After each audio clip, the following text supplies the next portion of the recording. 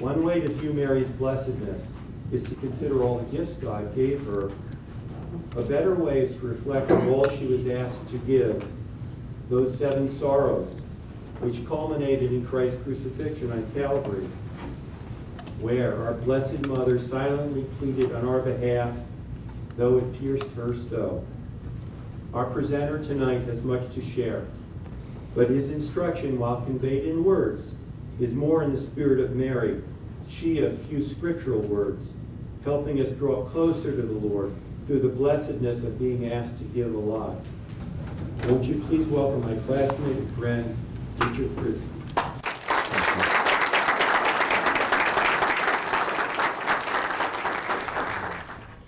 I want to thank Frank especially. I want to thank all the good priests here, Father Mitch, Father Rich. I also want to thank Father Joseph Riley from the Immaculate Conception Seminary at Seton Hall for joining us for a bit tonight. It's a pleasure to be here, and it's especially nice to be here on the feast day of your Our Lady of Sorrows. I can skip a lot of what I had to say early on because Frank covered much of it. So there's no need to introduce myself to you. I had a full life, got to do many things, and then life took a turn. I am going to read this, however. There was never enough money when you have 12 children, you know, and there were far too many miles. I once counted, after I got sick, I counted the number of miles that I rode on Route 80 alone over the years. It was 1,300,000 plus miles. It was 12 pairs of sneakers and not one. And my son Tommy told me, and this was devastating to me, "Daddy, Daddy, I love you, but please don't sing." I had sung the kids to bed for years, and he took me out. The tally for the oldest 4 daughters alone, and my first 4 were daughters, in the first year of their driving, and this is all true, was 2 blown transmissions, 2 seized engines, and 8 accidents. And Maggie made the hamburger pie, and I made the French toast and Taylor ham after Mass on Sunday morning. And our Christmas mornings were always a sight to behold. And in the blizzard of '96, I love this. My little Joey ran through the house. There had to be like 48 inches of snow outside, and he said, "Wake up and smell the deck." We watched blood gush out of their little heads, and we saw seizures on the sidelines at football games. And we rode with them far too often in ambulances, and we lived to tell. Our oldest Maggie, I like this story, and this was true. She now lives about 15 miles away from us with her husband and 4 children. When she was a senior in high school, she was the oldest, so she took the brunt of 12 children. She swore she was going to kick the dust of Stanhope, New Jersey off her feet and never, ever return. And she came right back home. We were always the butt of the "Have you tried TV?" or "Do you know what causes it yet?" jokes. And every day was never without its own surprise, and life was lived on the edge, but it was full and blessed. The seminal event, and Frank spoke briefly about it, and the defining moment of my life was meeting Neisseria meningitis on a beautiful early October day in 2005.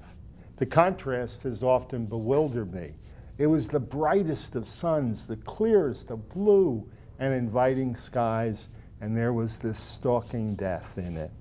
My temperature that night topped out at a staggering 108 degrees. In rapid succession, renal, respiratory, and circulatory failure followed. My kidneys crashed, as did my lungs, and the blood no longer flowed through my body. Within hours, the purpura fulminans, I learned all these fancy terms afterwards. The purpura fulminans turned all of my extremities, including my nose and ears, a rich purplish black.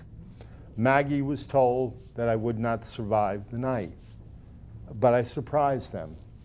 And she was told the next morning that I would not survive the transport to Morristown Memorial Hospital, but I surprised them. And I went on surprising them, living on death's door for about the next 6 months.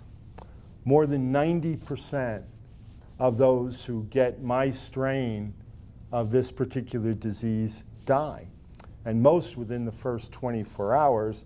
And my doctors tell me that I am the only person over 50 to ever have contracted it who survived.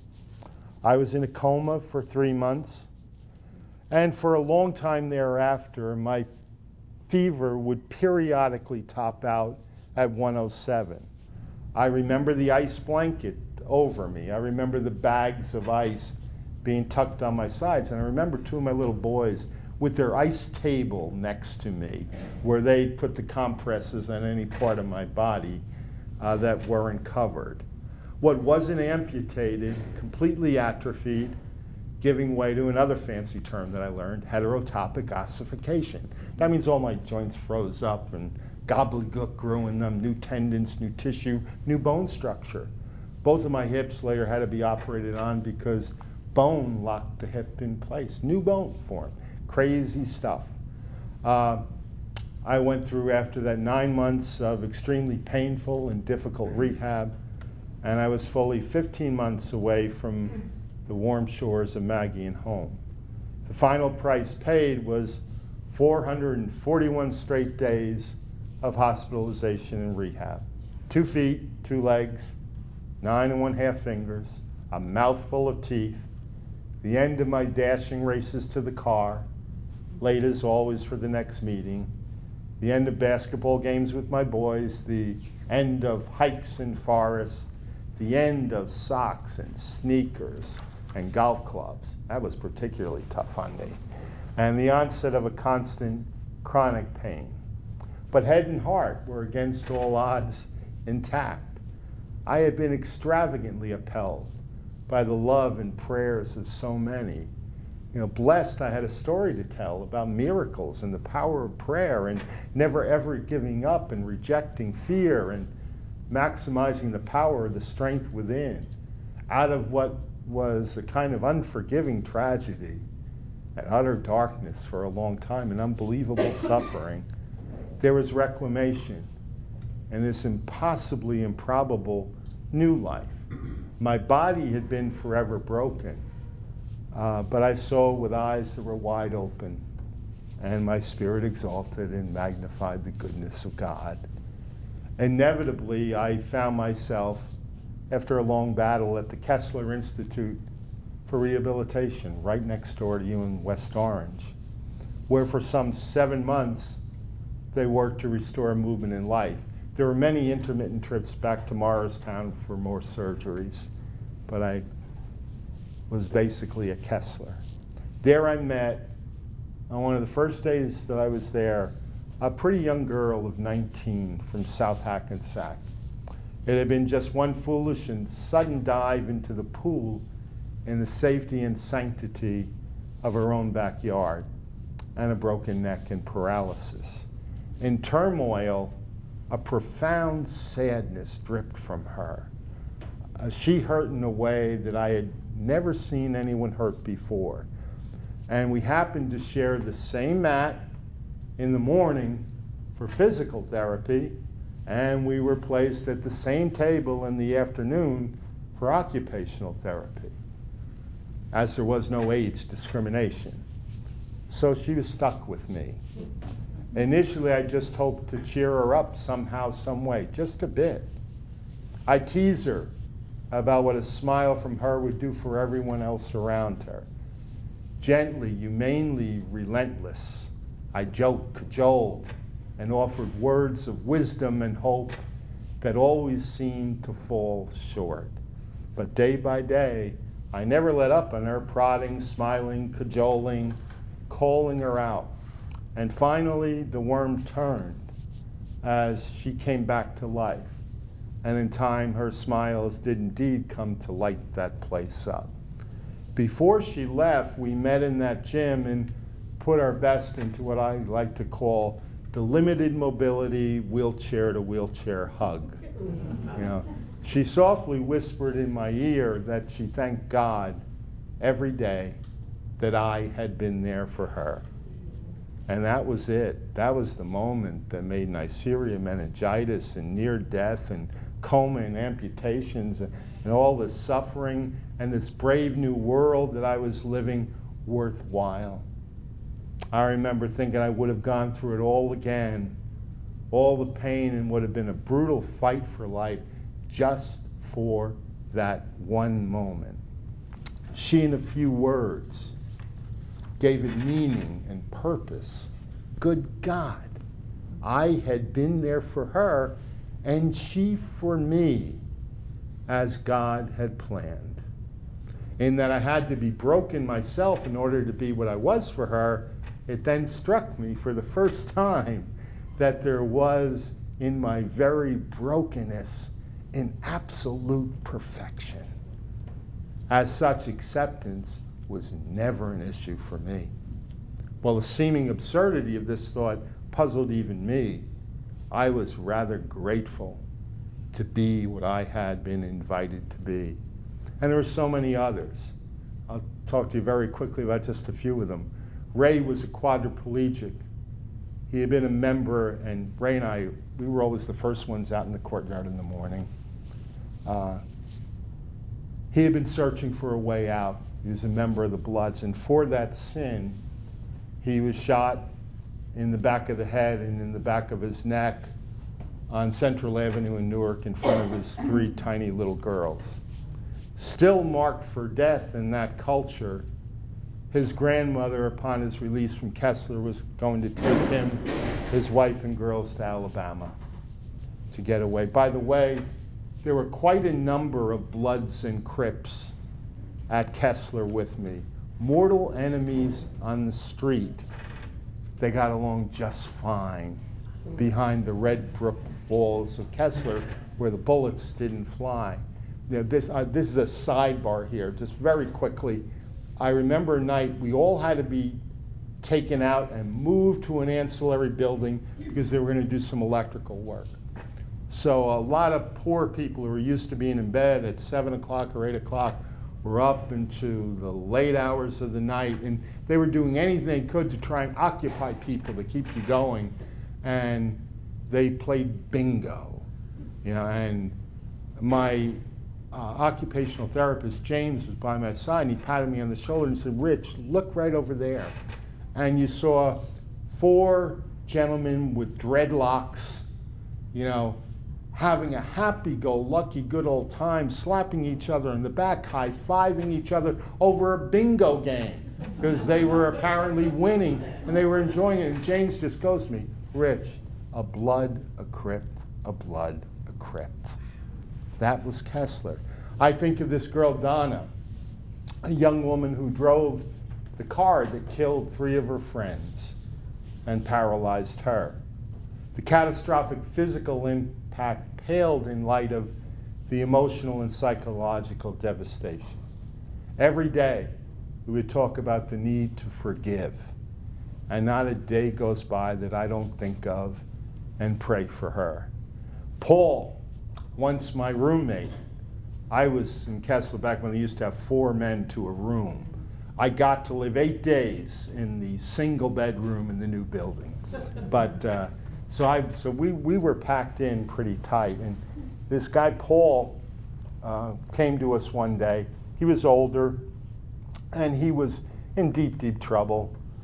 He was probably the neediest human being I ever encountered. His cries for help never ceased, and his moaning and groaning was constant, and he couldn't rest.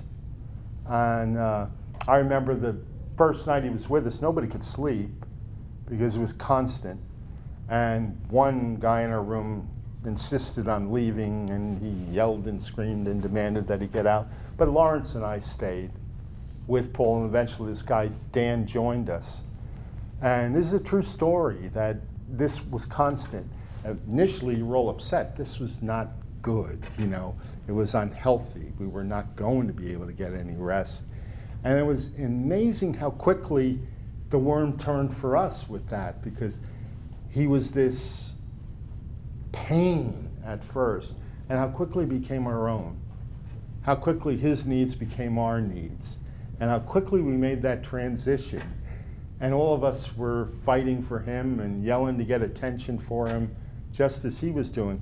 And then one night, I said, Paul, do you think it would help to pray?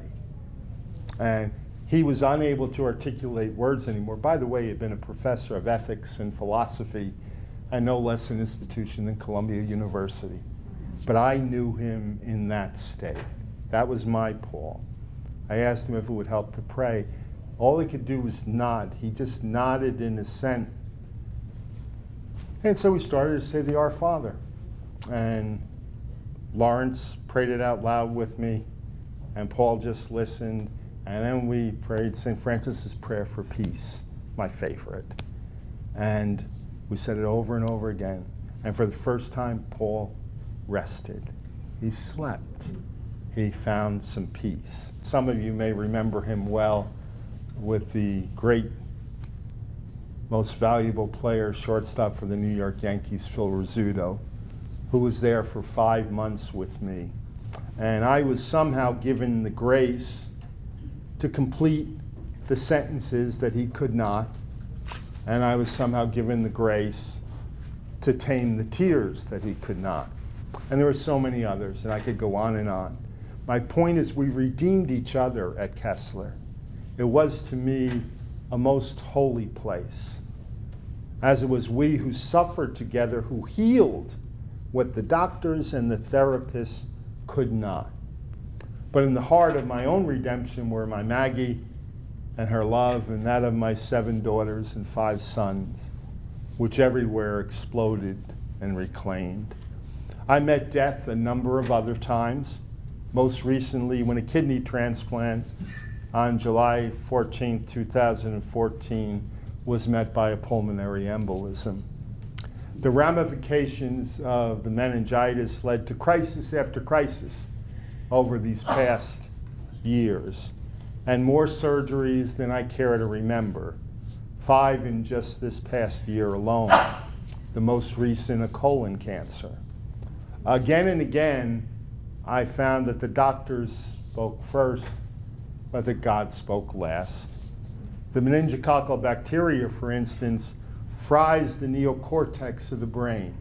Every time it does this, it destroys the home of all the good stuff, of wisdom, emotion, memory, knowledge, etc. About 6 weeks into my coma, my doctors met with Maggie to talk to her about the fact that my brain was gone. It had been lost to the deadly bacteria and to what they described as thousands of mini strokes. She was told then that even if I were to awake, I would neither recognize nor know her, nor my children, nor ever again be able to utter a cognitive thought. Yet here we are on September 15, 2015, and I'm still uttering away. They actually described my brain to her as Route 80. They said it was Route 80, but there's no access or egress anymore. There are no roads to get on, there are no way to get off. That the connectors had been fried, they were gone. As this is backtracking a bit, as I was so very sick and in acute shock on the second day of this battle with the meningitis, I have no memory of this. But I am told that I spoke with Maggie and a few of my children who were with me just before I disappeared into that coma. And what I said was, I'm going to rest easy. So I want you to rest easy as well. Just pray and keep the faith. Believe as I believe, and all will yet be well. It's interesting to me when I think about that, for while I had physically in shock bailed out, my faith had not. So when Maggie told our children about the devastating news about my lost brain, they revolted in light of what I had said. And Maggie worried so. about their denial. Until I woke up, I'm told 3 days later, scanned the room, spotted her, and said, "I love you." Just 10 seconds for my eyes immediately closed, and I went right back into the depths of that coma until I woke up and asked to see my boys. A cognitive thought, a complete sentence, just a moment's grace. And while my doctors feared that Maggie was delusional, we had witnesses, and Maggie knew that I had a mind to stay. This phenomenon was reconfirmed years later by Dr. Leon Smith, who's, I'm told, the guru of American infectious disease doctors, who, when we met, smiled, shook his head, and said this, and I quote him verbatim: "In 50 years in infectious disease, I have neither seen nor heard of anyone, not a one, ever going into a meningococcal-driven coma for any extended period of time, who ever came back whole or lucid until you." Now, I don't go where miracles are. No one considers themselves worthy of miracles. I look upon it as grace. I've just had some grace showered upon me. I happen to be, in my next book, which Frank also mentioned, which will be released on November 3rd, is a Civil War tome. So I happen to be a student of history, and I know a great deal about the Civil War. General Robert Edward Lee, who commanded the Army of Northern Virginia, was likely the most beloved commander in all of history. And he was the living paradox of the Christian humanist warrior soldier. And after the war, when he served as president of what is now Washington and Lee University, he hosted a reception. And the story goes that he was approached by a young woman who asked General Lee, "What must I do to lead a good life?" We are told that he thoughtfully and affectionately cupped both of his hands over hers and said 2 words only: "Deny yourself." A best life, deny yourself. That was his prescription for living. Deny yourself, as I have been asked to do. I have learned, as upside down as this sounds, that in the very sinew and marrow of suffering, there is to be extracted a rare joy. For the suffering and faith need only take you to higher ground. It is the invitation that demands that you try to look at everything as God does. It's the invitation that demands that you stop looking temporally, but rather spiritually. The book that Frank mentioned that I present to you today, A Pilgrim's Song, is very much related to my own experience, which I just related. A Labor of Love, it is about my Aunt Mary Varick, my sweet mom Rose's sister, a holy woman and a beggar for God, who brought her Simons and Veronicas, or volunteers, in service to her disabled together to find purpose in love. They would gather monthly, and she took them on pilgrimages near and far, but every summer, at least to the great shrines in the Quebec province of Canada, they would go. They would also go to Fatima Lourdes in Rome the first time in 1967 with 66 in wheelchairs, 5 on stretchers. And so the begging by my aunt for volunteers, for help, for money. Her youngest brother, 2 of her younger brothers, 2 of my mom's younger brothers, were both priests in this diocese. Father John Cassidy used to lovingly warn all that the only hope they had of avoiding my Aunt Mary's clutches was distance. Yes, he'd say, keep your distance, because once Mary got to you, you were gotten. And once gotten, he said, you were gotten for good. Her misty eyes, disarming smile, and a voice that melted butter conspired together to conjure up the yes that she was looking for. I have a memory in my home Usually Aunt Mary would arrive unannounced. But this time, she actually let my parents know that she was coming. And my dad was just reaming it into my mom, no this time, Rosie, not this time, not this time. Because whenever Aunt Mary comes, there's going to be a question. There's going to be a request. You never knew what it was going to be. You know, we took children in for parents who went on pilgrimage, and you know, it was always picking up some disabled person here and getting them to the first Saturday there, or somebody needed help, or you need to buy books and reams of raffle tickets or sell them or whatever. And so my dad was just saying, not this time, Rosie, not this time, no. And I remember that. And I remember when Aunt Mary arrived, we had to carry her up the lower steps and up the steps, and all us little boys felt really proud of doing that. And you get her in the house, and she'd get into the dining room, she'd sit at the table, and then she commanded the audience. It wasn't that she demanded that. She had kind of this, you know, attraction that just led everybody to her and glued them to her. And then they would talk about all things Varick and Fritzky and Cassidy, and then she'd get in to the latest dramatic story. And she would near bring everybody to tears, and after she did that, then the question would come as to what she now wanted you to do. And I remember this so vividly, my dad saying, no, Rosie, not this time, no. As soon as Aunt Mary popped the question, my tough World War II medic of a father, strict disciplinarian, just said, why, sure, Mary. Yeah. You know. Lucky you, Mary would insist, as she met her new disabled. Your disability only gives you the luxury of spending more time with God. To the beaten, broken, and catastrophically injured, who were then outcasts, unwitting outcasts in a society that was so unforgiving, she'd say, don't you realize how blessed you are to have received a special invitation from God to become the most intimate of friends? The unafflicted, the enabled, they're busy.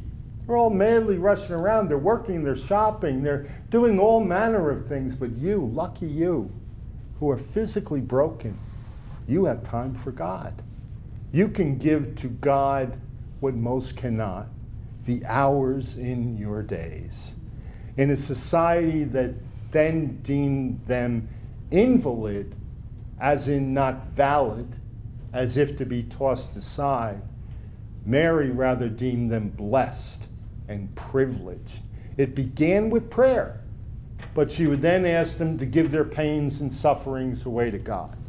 To do so would render them sacrificial instruments of transformative grace, a grace that would be freely showered upon others, a grace that would then render them redeemers. Invited to be a redemptive force for others, she said that their suffering was ultimately a blessing, an invitation to do the greatest work that anyone could possibly do. She'd say, kings and presidents don't get to do the work that you do. You are invited to help carry the cross for Christ. It is an invitation, I'm sure, that many of you here at Our Lady of Sorrows also have been extended. I was drafted into Mary's pilgrimage army at either the age of 14 or 15, as were most strapping young boys in our family. The mind may have been set on baseball and swimming, but off you went, no matter the protest. But then you fell in love with the disabled, your fellow volunteers, and the spectacular shrines of Quebec, like Saint Anne de Beaupré, where our Blessed Mother's mother is celebrated, and Our Lady of the Cape, where our Blessed Mother continues to pour love and grace down upon the suffering and sorrowful who come unto her. There it is impossible not to feel closer to God, impossible not to feel our Blessed Mother's great love. When reflecting upon the Stations of the Cross, as my Aunt Mary often did, on the beautiful grounds at those shrines, she would emotionally remind everyone that it was in and through Christ's suffering and death that Mary's tears and sorrow washed away the sins of the world. One with a boundless love, she bled with Jesus and emptied herself completely for our salvation.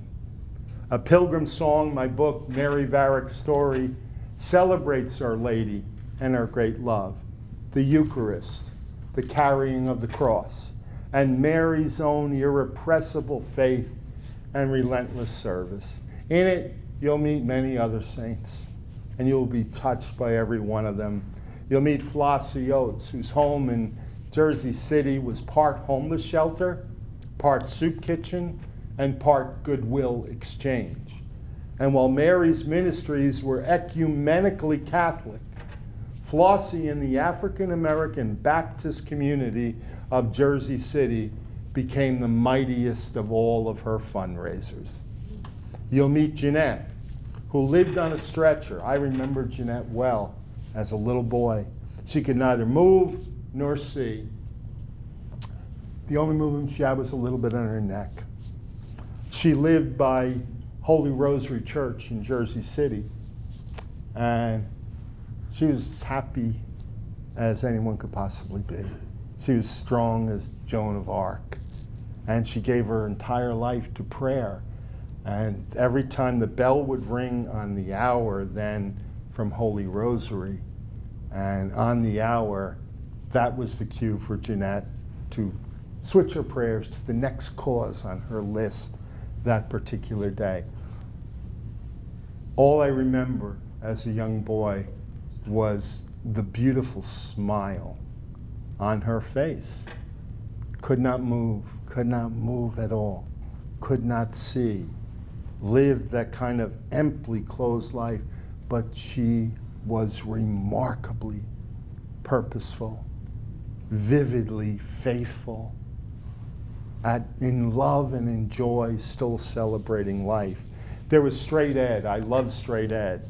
His spine had been fused and he could never sit down. And he liked to always say to my Aunt Mary, who was always in a wheelchair, "In your heaven, Mary, there will be a pair of dancing shoes, and in mine, a soft, easy chair." Among the larger than life in my Aunt Mary's life was someone I'm sure you all well know. Her dear and intimate friend, Blessed Mother Teresa of Calcutta. Once Mary confessed, I discovered this by going through all the notes and all the correspondence that I could get my hands on. Of course, I couldn't see Mary's letters, but I could see the letters that were saved, that came to her.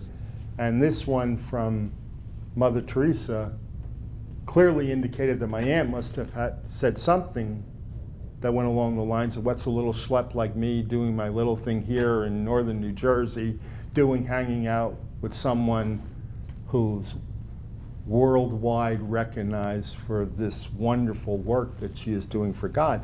This was Mother Teresa's response, and this I did see. She wrote, "Your work, Mary, is just as precious to Jesus. Shelter and food and bread can always be found and provided for the homeless and hungry of the world. But the poverty that you address, Mary, is so much more painful. How many lonely, unwanted shut-ins are there in your land of plenty? Each time you bring your First Saturday family to Mass, as you go from parish to parish, it becomes an eloquent sermon. Willing volunteers give of themselves to care for your severely handicapped members who have learned to carry their crosses for Jesus, offering them to Him through Mary for peace in the world." Oh, what an eloquent sermon, Mary.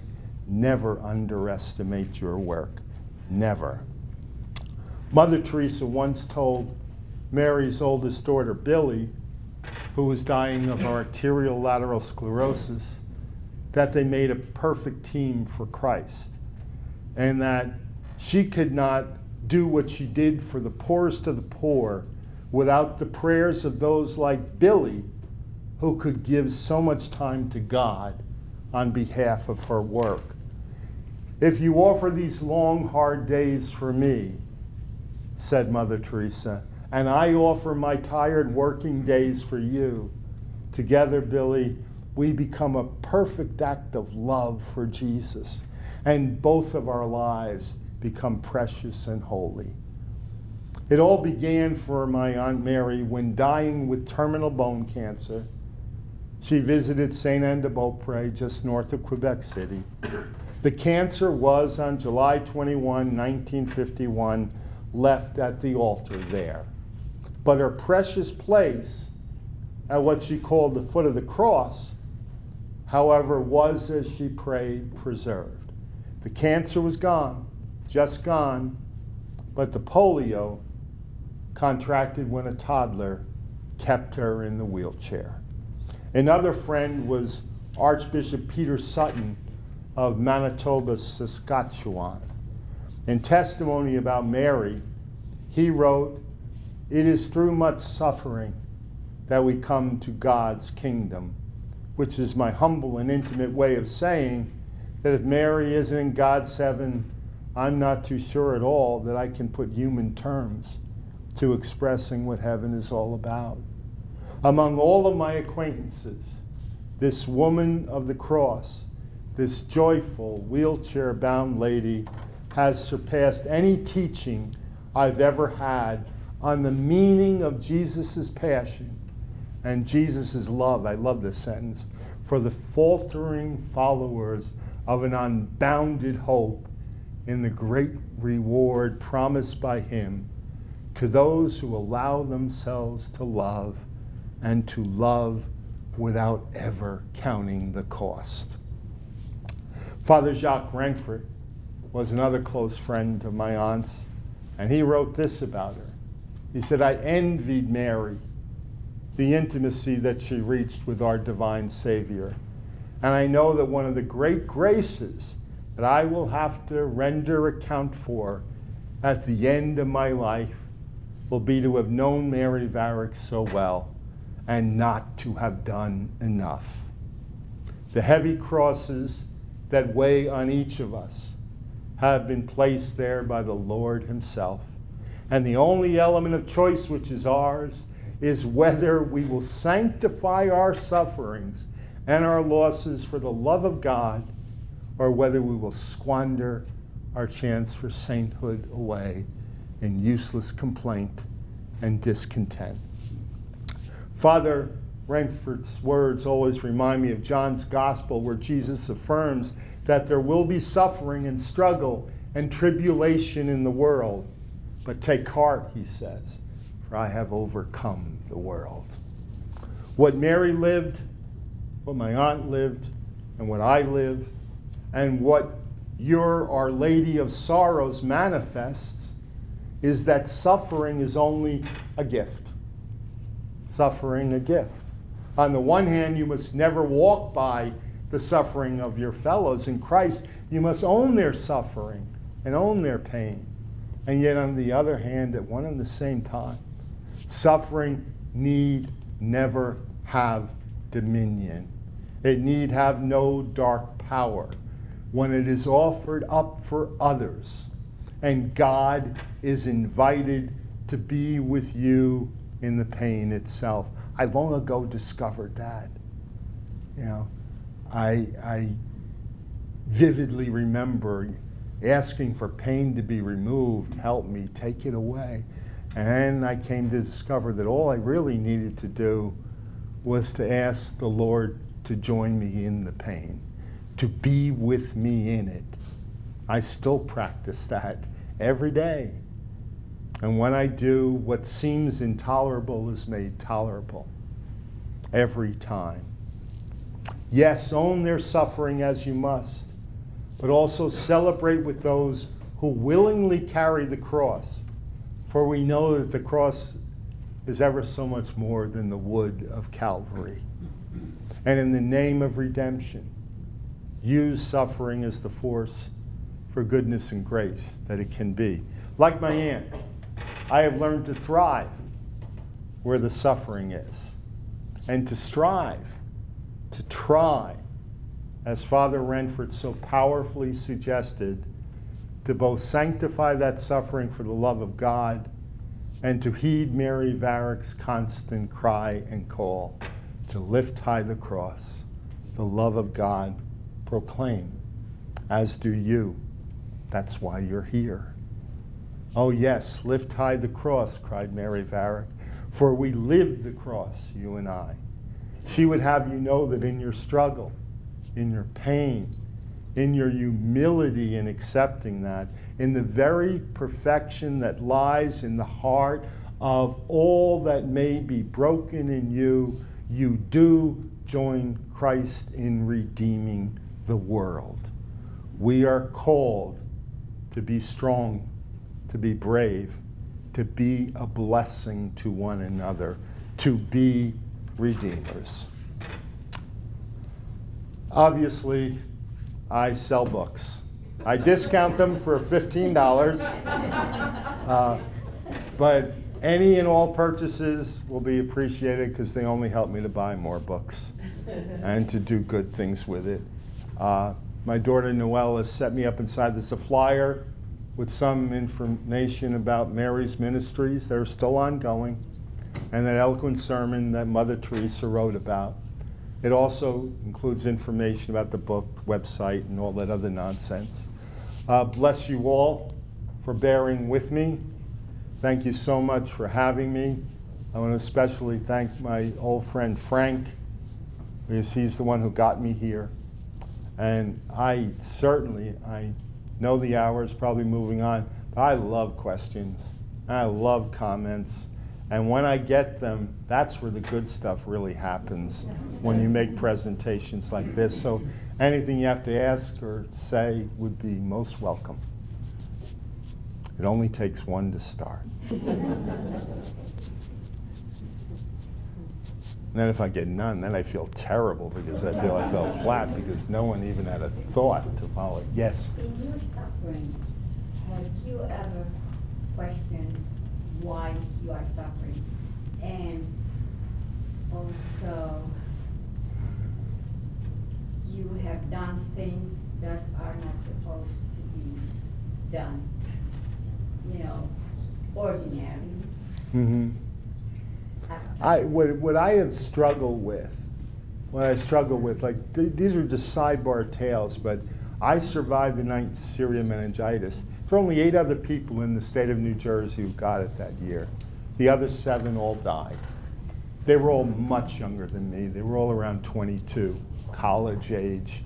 And none of them made it through that first 24-hour window where everything just blows up on you. And so I remember even then saying, well, why? Yeah. Why am I still here and they're gone? And I've asked that repeatedly again. I remember people visiting me when I was in crises who have since died of cancer and passed away from all kinds of other maladies. I said, why? They were strong when I was dying, and yet I'm still here. And so you ask that. The only question why, I don't ask about what has become of me. I ask only about why I'm still here and what that purpose is. I think to some degree this book is part of it. I think to some degree my being here tonight with you is part of it. I love the opportunity to do this. I love the chance to talk about it. And I think that maybe, just maybe, I'm answering my own question in our being here together here tonight. That's a pretty good ringtone. Wow.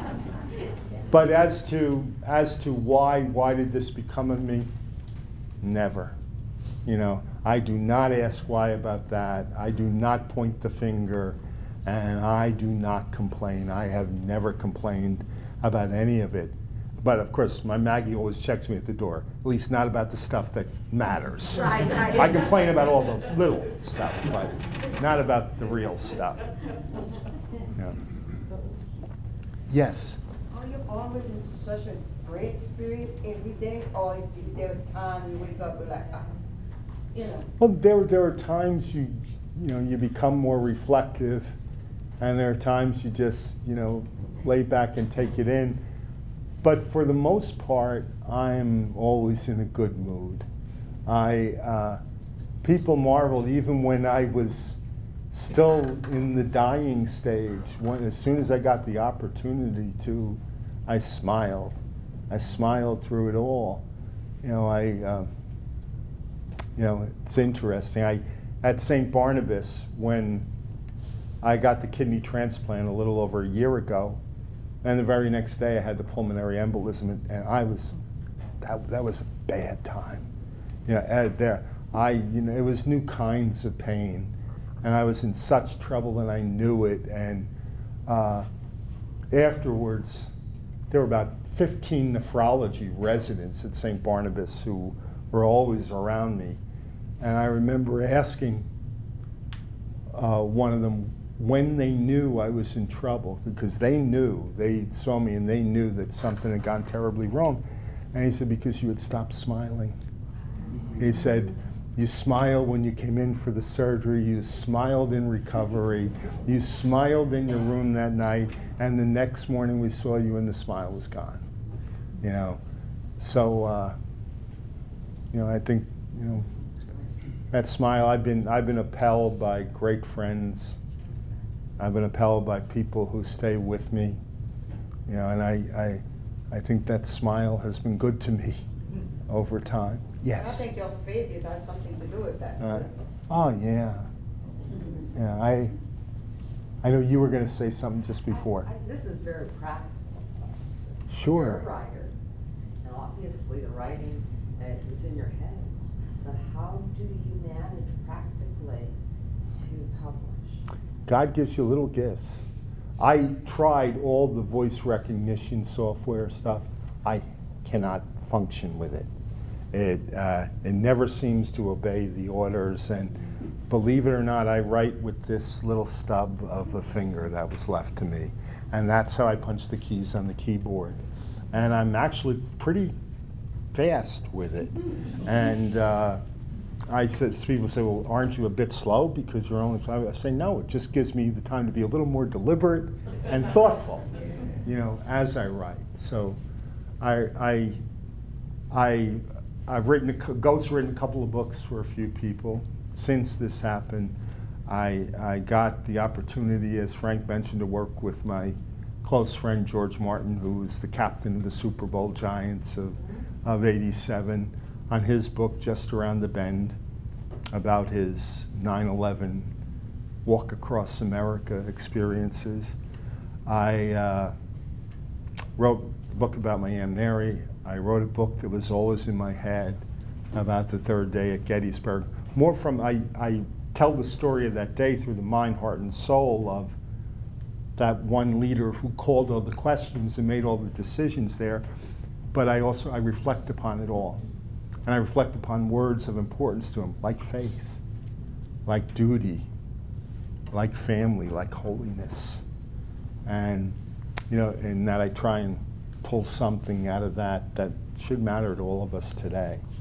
It's not just about their last full measure, i.e. Lincoln's Gettysburg Address at Gettysburg. It's about our full measure and what we're called upon to do and to be. I'm working on another book, working title is Tidings of Great Joy right now, and in the back of my head I have this Conversations with Lincoln book that I hope to get to someday. Greatest impact of this experience of yours on your children? I think it impacted all of my children. I know their lives were turned upside down for quite some time. I'm still learning about what they lived and went through and where their heads and hearts were. Years ago, I thought I knew it all, and I've come to discover that I knew very little about it, so I'm still learning more. I think some of them struggled to some degree before it, but some of them have taken off to do special things with it. My son Joe just started his clinical rotations, having finished medical school at St. Joseph's in Patterson. And I know he's going to be a great doctor, and it had everything to do with what he experienced, with what I went through. I turned life upside down on my kids because they didn't just lose their father for those months. The days when all was at issue, Maggie was always with me. So Maggie wasn't home either. So, the children were scurrying, all over the place, and it was tough. One of my sons, the only thing he knew for sure is that there was always plenty of food, because food was pouring in from the neighbors all the time, and that there was never places to put food away because there was too much of it. So I know they were fed, but it was, I think. Richard, I have a question. Sure. As I've mentioned to you in the past, you are a true inspiration to those of us who know you. But when do you feel closest to God? The more you suffer, or the less you suffer? That's an interesting question, and I never quite think about it in those terms, but I think probably the more. I think the deeper you go into the depths, for me at least, the more I feel that presence. But I feel it right now. I feel it with you. I feel it talking with people about this. I look at your face, and I'll never forget the moment. I talk to you about this all the time. But on one May 3rd morning, when we were juniors at Seton Hall Prep, I work my way. I leave Hackensack at 5:30. I get to school, and we get to homeroom, and the morning announcements are that my uncle, who was a priest at Seton Hall University, teaching theology, had died the night before. And I remember thinking that not many of my fellow students knew that he was my uncle. And so the morning classes were canceled. We were all going down to Walsh Auditorium for Mass. And I remember leaving the auditorium, and I just want to kind of remove myself from the phalanx of students in our blue blazers, marching off. And I just went off to the side. And Louis, who just asked me that question, he was the one person who walked over to me. And he so very kindly, asked me how I was doing, and with the loss of my uncle. And he also seemed to know that he was close to me. So great people. Frank, have I babbled on too long?